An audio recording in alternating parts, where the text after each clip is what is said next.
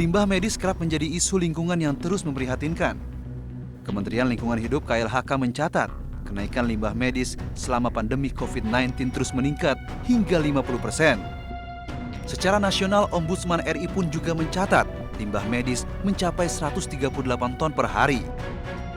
Jika tidak dikelola dengan baik, paparan limbah medis rentan menularkan penyakit pada manusia. Apalagi beberapa jenis limbah medis tergolong sampah bahan berbahaya dan beracun atau B3. Pemusnahan limbah medis secara tepat dan benar sangat penting untuk memutus rantai penyebaran COVID-19.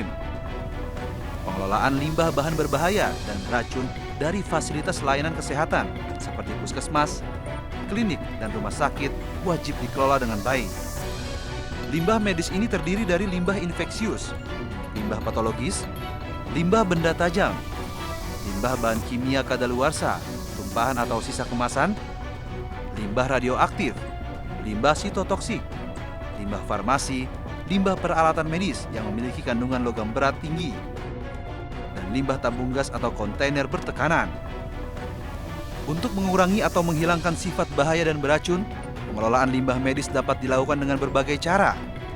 Hindari material B3 dengan pengurangan dan pemilahan untuk mengurangi penumpukan bahan kadaluarsa dan perawatan sesuai jadwal.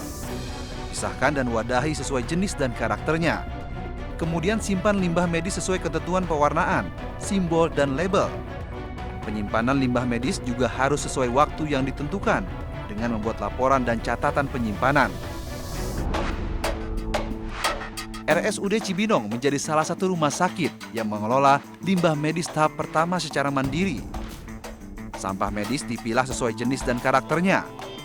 Limbah cair diurai dengan sistem instalasi pengelolaan air limbah atau IPAL.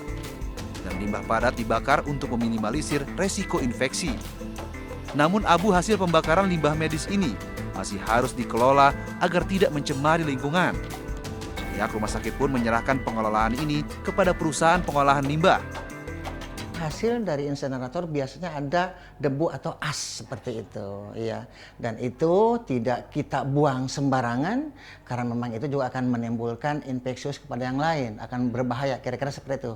Dan kami sudah bekerja sama dengan PPLI. Ya, di sana kita menggunakan MOU dan diambil menggunakan alat dan transportasi tertentu. Kami melihat PPLI itu resmi lah, artinya dia mempunyai perizinan yang sangat layak. Kemudian tempat yang sudah mumpuni lah.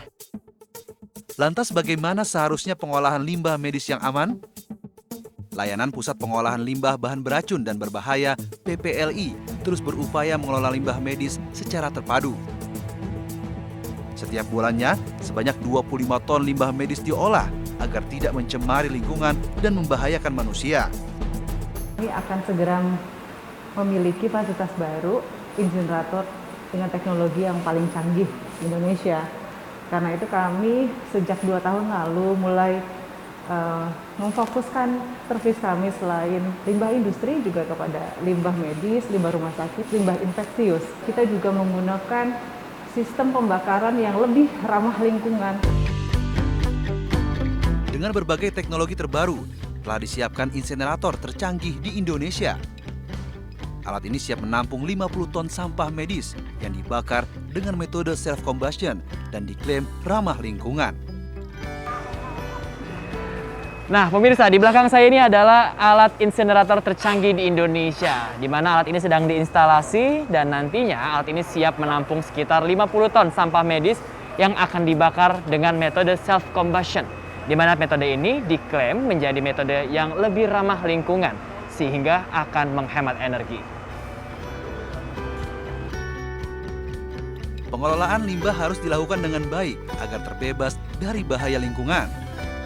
Hasil pengolahan limbah pun telah menjadi landfill dan perbukitan hijau yang bermanfaat bagi lingkungan. Pengelolaan limbah wajib dikelola dengan kerjasama semua pihak, pemerintah, tenaga kesehatan, pelaku usaha, akademisi, hingga masyarakat sekitar. Penanganan limbah medis harus dilakukan secara tepat. Proses demi proses dilakukan untuk memastikan tidak ada penyakit yang tersisa pada limbah medis tersebut. Anda juga bisa menjadi bagian dari hal ini, dimulai dari membuang sampah medis Anda seperti masker dengan memilahnya dari sampah-sampah lain. Dari Jawa Barat, Bayu Pradana, Panji Saputra, dan Sugi Cahyadi, Anyus melaporkan.